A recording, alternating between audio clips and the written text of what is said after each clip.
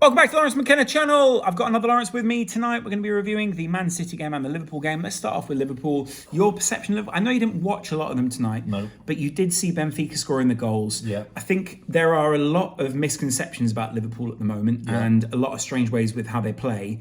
What, from the outside, and especially a Man City fan, what's your perception of how Liverpool are doing right now? What we've seen is City go full strength against Atletico Madrid because I feel we needed it. I think Pep felt we needed to score a goal, and we obviously didn't, but we got through. You show out as well, yeah. Yeah. Kyle Walker's injured. Kevin De Bruyne, I think, will probably be injured against Liverpool. Possibly, yeah. You've now rested Van Dijk, who's the best centre-back in the world. You've rested... Who else have you rested? Fabinho? Yeah. Thiago? Yeah. So some of these players that are going to play against City in the FA Cup. I mean, obviously Salah, but the FA Cup's a huge game for you to get to an FA Cup final. You're looking forward to the next game because Liverpool have gone through. But I do think there are going to be elements from the City game and the Benfica game which will have undermined confidence in the team. Yeah. And Klopp needs to build that up over these next few games. Yeah. So you've got the City game this weekend, where Liverpool will see that as revenge of a sort. Of course. Right? Yeah. But then you've also got other games like Manchester United. Yeah. That's huge in there as well. But this is what I mean. I think you should be more positive because I think you've given a bit of respite to. I think Van Dijk's the big one. He's probably the best player pound for pound in your. But also Trent as well. Don't forget that. Of course, Trent. Yeah. And of course Robertson as well. Salah's got less minutes in his legs than he needed. Good to get a bit of a stretch though. I also like to see these. There was a stat that I saw the other day. There's a stat that I saw the other day that basically said Salah's still hitting the target quite a lot in the right places. He's just not getting the goals. So they will come in the end. I'm confident of that. 100%. But you've now rested them. You've got through the Champions League. You've now, you don't need to worry about anything in that regard. And these guys have got more minutes in the tank than City. Having said that, they now play Villarreal in the next round. Yeah. I think that's harder than it looks. I mainly think it's harder than it looks because I think Villarreal will see Liverpool as a big head to take in Europe. Yeah. Emery will see it as that's an English side that I can go back and show England that I was good with. Yeah. And not only that, but I think because of the cumulative effect of the way that Emery plays his players, it will feel very much like, almost as hard as, if not harder than, Bayern Munich, because you've got the plucky underdog mentality there, and Liverpool will be the team that's supposed to be in the There's more pressure on Bayern Munich. I think if I was Team X, take away your Liverpool's perspective is different to what I would consider. Sure. You don't want to be playing Bayern Munich in the Champions League semi-final, ever. Of course not. They're always going to have a top side. But you're right in the momentum. The momentum Villarreal have, they just want to... They know how to win in Europe. They literally won last season against Man United, so... Their momentum with Capu in midfield, Lo Celso, these kind of players, you don't know what they're going to do. You beat Bayern Munich comfortably a couple of seasons ago when you won the Champions League. You beat them comfortably as well. I was still very impressed. I think Liverpool did field a weaker side. They feel what wouldn't be considered their strongest team. I'll put it that way tonight. I was still impressed with a lot of performances out there. Yeah. I still think that front three were very impressive with Jota, Firmino, and then obviously... Good to see him scoring again. Yeah, I mean, Firmino was fantastic, I thought. Yeah. I think he leads the line so well. I think when Salah came on, he dropped back a little bit and just gave a bit of space for Salah. I think that's fantastic. Really good to see. And then obviously... There was that other assist, but I think he was on offside, onside. Mane obviously came on later. Salah also was on. Diaz, I thought, was exceptional in carrying the ball again. Coin flip, obviously, but he's still a good player. And then in the midfield, you'd have been a bit more worried tonight because I didn't know who was going to drop deep. You've got your Henderson, Milner, and then... Who was it? Henderson, Milner, and Naby. Naby, yeah. So, and Naby, I thought, actually came into his own when Hendo went off, when Fabinho was on. It's like 6 or... A lot of changes. That's literally your B team. And not only that, but you've got Ibrahim Konate, and then you've also got Gomez next to him on that side of the fence, which is historically considered to be a little bit weaker. Of course, it is. It's been proven weaker, but you've given that gap of weakness to the point where the rest is almost more worth it compared to the goals that you conceded to Benfica. Absolutely. I know it's nervous to concede goals at Anfield. I don't know if it was nervous as much as I think it was more like they basically went, oh, we are through here. Yeah. And Neves is just a lethal striker playing against probably a centre-back pairing who don't have much in-game experience and probably aren't used to playing against a striker that is, frankly, that direct in that manner as well. He's very different to any of the strikers that Liverpool have got. Yeah, exactly. I think he'll be a Premier League player very soon. I love him. And if he isn't, it'd be amazing at City. I could also see him. Liverpool. I could see him going to one of the clubs that's coming up with money at the moment and going, we need a striker. Newcastle, or maybe Aston Villa might put a bid in for him. Or something like that. He's even a good player. Arsenal, yeah, but you say Arsenal, they're never going to get someone like that. If Kane leaves, maybe Spurs. 100%. Nunez under Conte might be a fascinating one. There are some 100%. Interesting combinations there. But it's interesting because if you look on the other side of the draw now, City. Talk to me about them a little bit because I actually think you guys played that tie almost perfectly.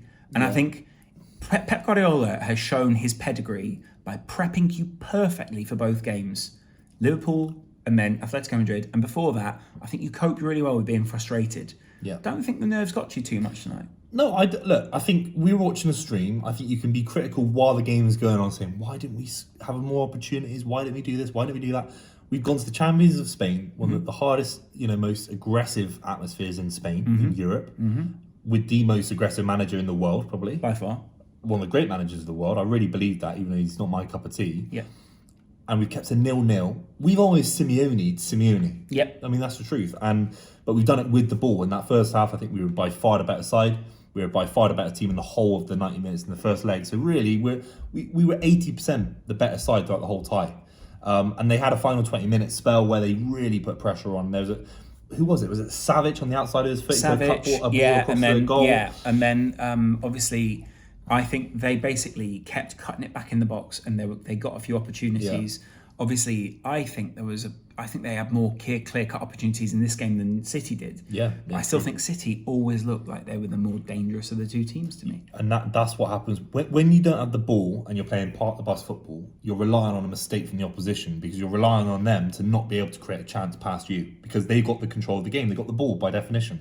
When we've got the ball, we might have looked a little bit negative today, but they don't have the balls to do anything to us. I'll say this. There are a couple of things where I had a friend who covered the game for a big outlet, and he said there are a few fans who are getting a bit antsy at Pep Guardiola when you guys do just kick the ball around at the back. A few people going, come on, do something against Atletico Madrid. That was the tone within the stadium, apparently. Yeah. Not everywhere, but there were a few fans shouting that, right? Yeah. There have been some vulnerabilities shown. Liverpool did, for all of Liverpool's vulnerabilities of their own, Pep is a perfectionist, and he will be conscious that you can see the two decent goals. Now, they had to be Liverpool on their best, and they had to do to you what you would consider your backdoor of getting in between the lines and breaking those lines, right? Yeah. And very rarely would a team be able to do that against Pep. Yeah. But again, Atletico Madrid also exposed some vulnerabilities tonight. They did, yeah. It has shown, in order to do that, you have to be at your very best. Yeah. Do you see anyone in the Premier League able to get to that level outside of Wolves in this run-in? No, I don't think so. I kind of agree at this point. Yeah, I don't think so. I don't think anyone can hit us like that. The only thing for City, without a striker, is those easy goals, because it feels like every goal we score, deservedly so, because I think we're the best team in the world, comes from 100% of effort, 100% creativity. Mm-hmm. Every goal is almost a masterstroke of movement and precision. When just like it was with Harry Kane, and he flicks it on 25 times a season, that's a whole different narrative. So there might be a moment against Wolves where Bernardo Silva is the guy who needs to score the goal to win 1-0. We might not have that in the locker, and that's what could cost us in the Premier League. It could cost us in the Premier League. I'd be interested to see. We were just chatting about it off camera. I'm not a massive fan of it, but what about the violence that happened on the pitch? Savic coming back, not a great tone to come back with. I really enjoyed watching Phil Foden go, oi, you're a whatever. Sorry, not Phil Foden. Jack Grealish coming on and doing that, and then apparently there's been an incident post game where Grealish, there's been a bit. The police have been involved. Yeah. It all got a little bit much. Yeah. But they could have had multiple people sent off tonight, couldn't they? Essentially, you guys made it through a very tough time in that. Yeah, of course. Yeah, look, Atletico were all over the place mentally. I don't know what happened. Look, Simeone boils over onto the pitch in terms of how his team plays. They play like Simeone. They represent him on the pitch, but when it spills over like that and you lose momentum in the game, it costs you in the Champions League. Yeah. It's poor. It's amateur. It made them look really farcical. Yeah. And the main point that I came away with, I really enjoyed the fact that you guys, if I'm a City fan, came through that challenge. Yeah. Like it will bond you. You'll feel like you came away from a really dangerous place. Sure. You get out of there, they'll be on the plane back tonight, they'll be going, that was tasty. Made the fans that have a 0-0, that was a great experience. Yeah. It felt more of a heroic thing than it should have been. It sets up the rest of the season quite nicely, and everyone is thinking of this run-in now. It's really fascinating to think. 100%. I'm interested. This is going to be good now. We'll be interested to see. There is a big run-in coming in the Premier League. There's a big run-in coming in the Champions League. And I mean, Liverpool it's amazing, isn't it? Sorry, but like, it is. These are the best two teams in Europe. And in the FA Cup and in the Premier League. We're in 3 competitions competing directly. This is box office Britain, right, at this point. Like, genuinely it is. It's the point where Liverpool are one of the best teams in Europe and City are one of the best teams in Europe. Yeah. If not the 2 best teams in Europe. So, and if they were to make it to a Champions League final, I think it would be a fitting tribute to both Klopp and Pep. But they've still got to get past Real Madrid, and Villarreal. They've never met in a final as well, so it'll be, a Champions League final. I'll be interested to see how you play Real Madrid, by the way. It will be fascinating to watch. I think we beat them. I still think you beat them, but I think you've got to work out a solution for Benzema. But I think the solution to work out for Benzema is not getting Benzema. It's getting the people who supply him. Modric, Cruz, Vinicius. Vinicius. It's stopping Vinicius for me. Once you stop him getting into space and then pulling your defence apart, he's a Brazilian you're Sterling. way more compact. Yeah. And then you can go, well, it's Benzema, he's right there. Course. Just get on him. Yeah, exactly. That's my point with that. 100%. Yeah. It's going to be tricky to see in the next round. I'm looking forward to seeing how you guys do. I'm confident. At the moment, I'd say there's a confident tone about both these teams, but Liverpool tonight have had a lot of their weaknesses exposed, should we say. Yeah. I actually do think, on the low, if you're a football coach, you're probably watching Man City, making your notes and going, we can exploit something there. Of course, they'll be watching the Liverpool game, they'll be watching where Atletico did exploit those, and they'll be trying to get Benzema, they'll be trying to get Well, if you're Ralph Lucas Rangnick, Vasquez. you should be the guy. Why don't you ring out Ralph? Well, maybe not you, but I'll ring out Ralph Rangnick. Did you watch this Benfica game? Because United needs to be scoring some goals against you lot. Please. Right. Please, United. Interesting. Okay, very good point. Liverpool, that's if Liverpool just completely switch off in the Man United game, then that's what happens. It's a big game. The atmosphere is incredible, isn't it? Do you know what I mean? It's almost the derby that we think that we're playing when we play each other, but it's never. Do you know what I mean? The Man United-Liverpool game is the biggest rivalry in England. Although I've got to admit, there is a rivalry working up between us.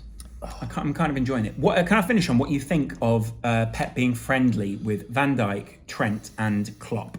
Not a fan. I'm not a fan of that. Look, the friendliness with Klopp was really passive aggressive, so I'm not going to say that. Yeah, that was. Good to say. I hate you. It was like that. The stuff with Van Dijk and De Bruyne was a little bit weak. I don't like that. We've seen it with Maguire and John Stones in the Manchester derby. For me, it's weak. Maybe it's a bit old school saying that because all these guys are everyone's in a WhatsApp group together. Sure. Boring for me. That's boring for me. I want to see complete, total headery in a football match. I love it. I kind of agree, to be honest. I think you guys represent your club. If you want to chat offline about whatever daycare, do it on a Monday. Yeah. Although, have you heard this rumor that they call Fernandinho our captain, and even Liverpool Portuguese-speaking Liverpool players, Alisson, for instance, call him our captain. Really? Because they're all mates.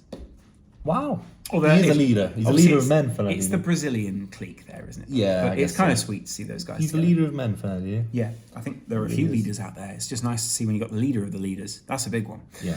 Anyway, it's been good to chat to you guys tonight. Give me your thoughts post-Champions League. What do you think Liverpool do against Villarreal? What do you think Man City do against Real Madrid? It's getting fascinating. Big game this weekend between us two. We'll see you guys there. I'll see you there as well. See you, probably. See you. Have a good night, guys. Enjoy it. See you later. Much love. Bye.